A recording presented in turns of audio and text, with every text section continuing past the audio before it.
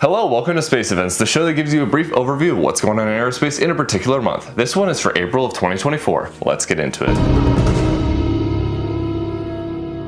Alright, let's get started with not Starlink. We are going to talk about the total solar eclipse on April 8th. What is a total solar eclipse? Well, it is where, from ground level, the moon completely covers the sun in the sky, resulting in a crazy phenomenon. Already dubbed the Great North American Eclipse by some, this path of totality will start in Mexico and end in Canada on a northeasterly trajectory throughout these countries and the United States. This will happen on the early afternoon on April 8th. So if you are in the United States, you can go out and see a partial eclipse, and for some, an amazing total solar eclipse. I'm traveling to go see this thing. Alright, on to rocket launches. Let's get this one out of the way. SpaceX's Starlink satellites. There are a multitude of these every single month, and it is a high-speed internet service made and launched by SpaceX. There are thousands of these satellites in orbit, and there's even more going up in April. And the boosters for these missions will all be reused, and they will come back and land to be flown once again. Next for SpaceX is Bandwagon 1, a rideshare mission to low Earth orbit. This mission will have the payloads Acadia 4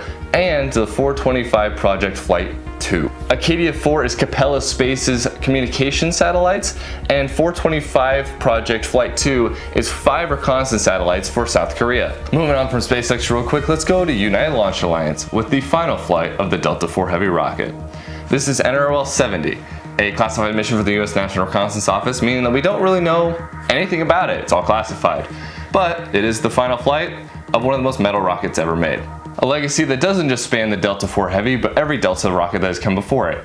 They have put incredible payloads deep into space, including the Parker Solar Probe and Martian rovers, just to list a few. 3, 2, 1, 0. Liftoff of the mighty Delta IV Heavy rocket with NASA's Parker Solar Probe, a daring mission to shed light on the mysteries of our closest star, the Sun.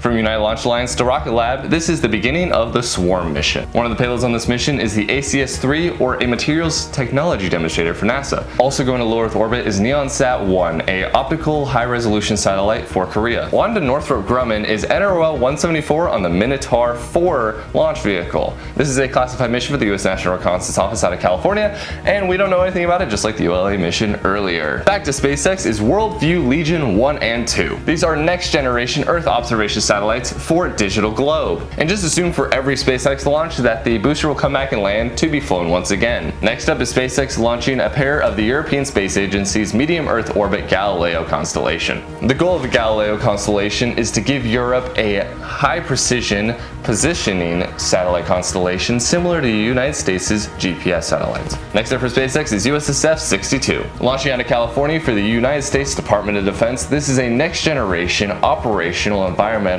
surveying satellite. And that is all the completely confirmed launches for the month. If you want to learn more, and if more launches come on the schedule, or if things get pushed back, there are links in the descriptions for resources that you can look at.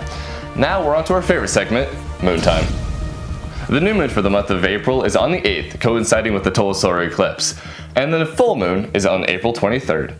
Thank you everyone for watching, and I'll see you next month.